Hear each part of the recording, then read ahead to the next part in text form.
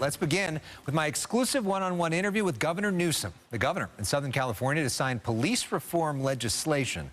It's a series of bills aimed at accountability and transparency. Most notable among the laws, SB 2, which creates a decertification process to keep officers with serious misconduct records from getting hired at other departments.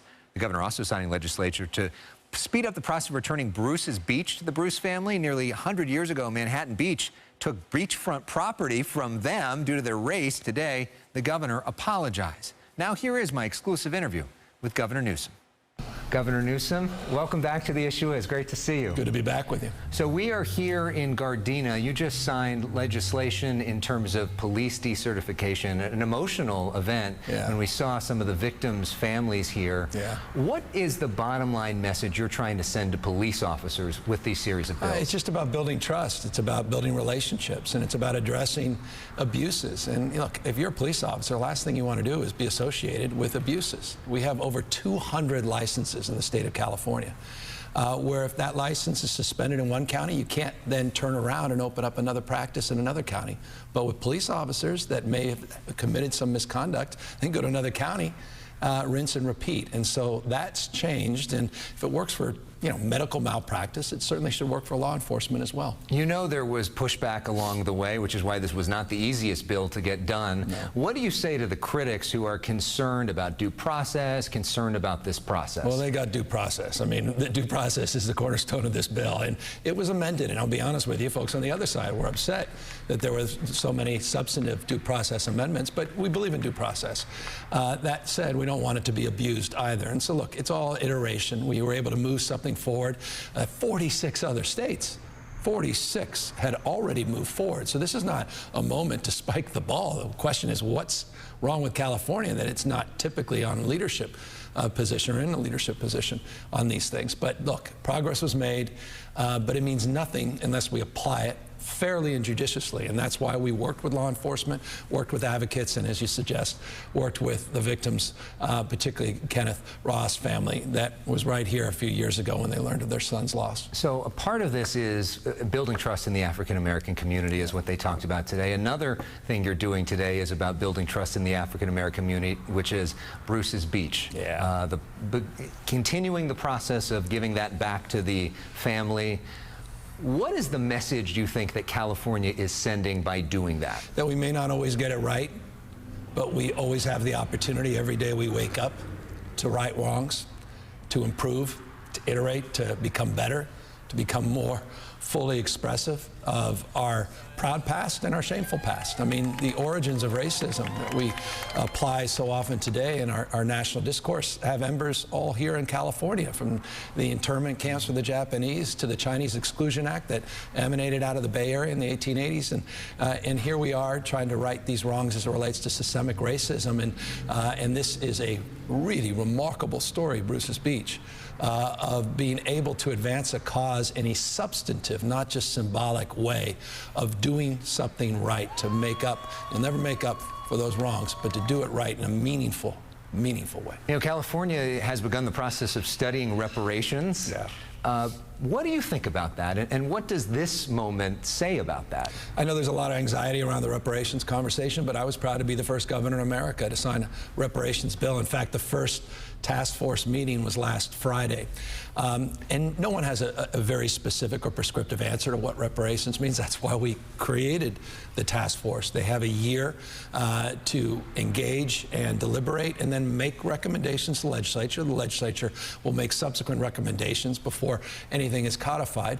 But this is, I think, important because you have the task force, which people thought was symbolic, but then you have the substance of giving back to a family, at least the great-great-grand kids and their family members, something that was taken from them for only one reason: the color of their skin.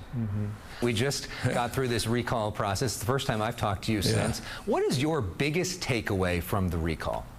Look, the biggest takeaway, it was a zero-sum question. I mean, there was no transition time. You're out of there. You're packing.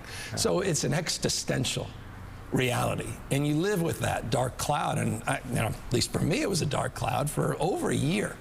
with people with protest signs and recall signs and petitions out there in front of your house everywhere you go. And so there's a stress associated with that.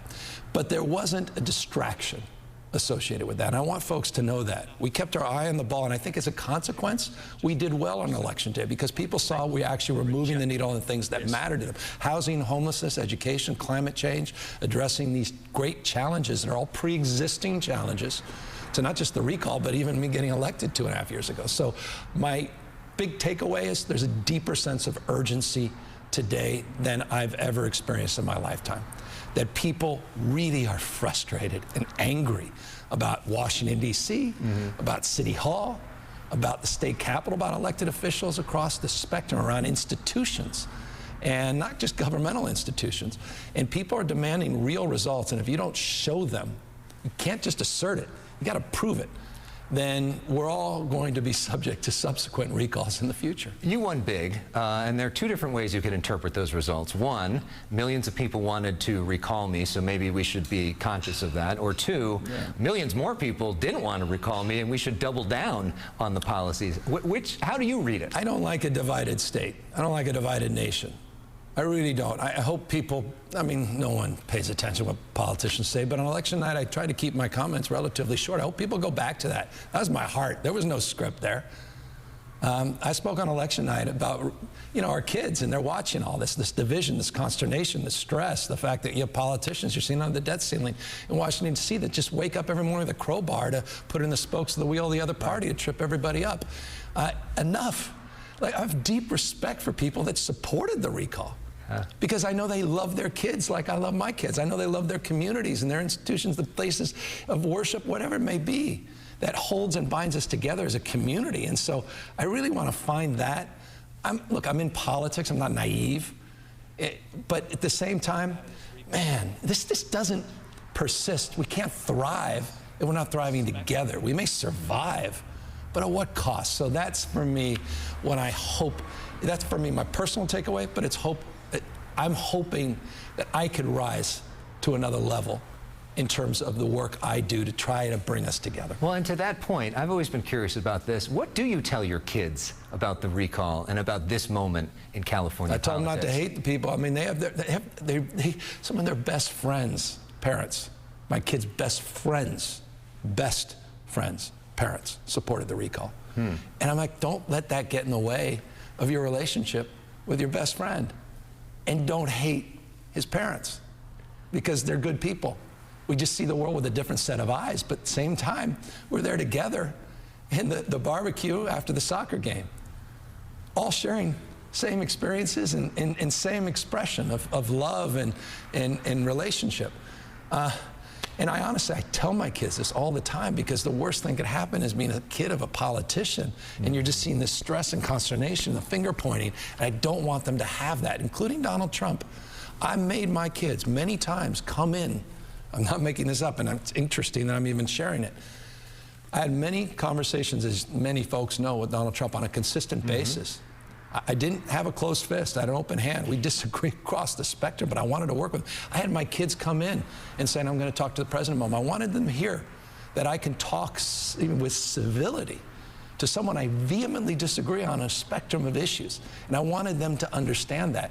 And I'll tell you, of all the things I've done the last few years since I've been governor, in terms of trying to deal with the challenges and stresses my kids have with their dad being a governor, I'm most proud of that, because it's interestingly had an impact on them.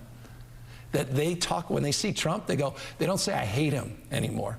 They say, I'm glad he's gone. We love President Biden. but the temperature's taken down. And that's all we need. You don't have to hate everybody. You could disagree. You don't have to hate. So they're literally in the room while you're on the phone with them? Yeah. Interesting. And speaking of kids, we see you have a new kids book coming out, talking about your dyslexia.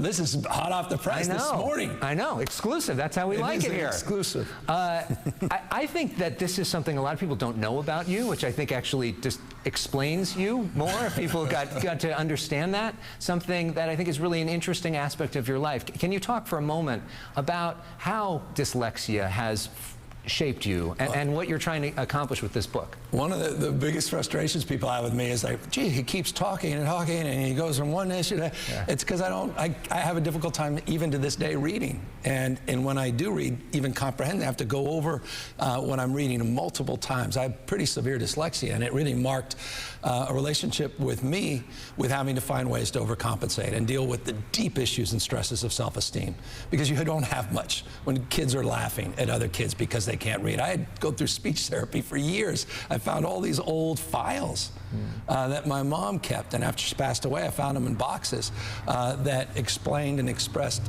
years and years and years of supplemental support that she was able to provide for me. So I did a little kid's book talking about, well, a young child, proxy, I guess me, that not only had a relationship to dyslexia, but to sports, because I literally, not for baseball, not for basketball, I wouldn't have had self-esteem, and I could have been in a very different place. And so how sports created a sense of confidence that I was able to translate, ultimately try to overcome the dyslexia. And so it's a little children's book, a picture book. There are not many out there for dyslexic kids. In fact, I couldn't find one.